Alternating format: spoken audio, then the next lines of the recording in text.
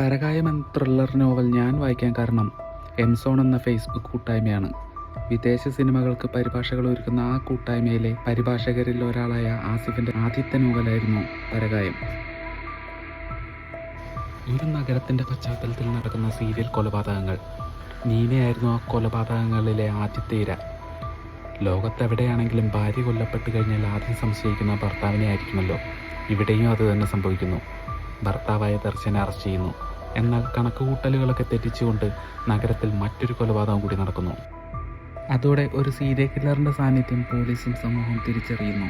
Jail മോചിതനായ Darshan ഭാര്യയെ ഇല്ലാതാക്കിയ കൊലയാളിയെ തേടിയിറങ്ങുന്നു.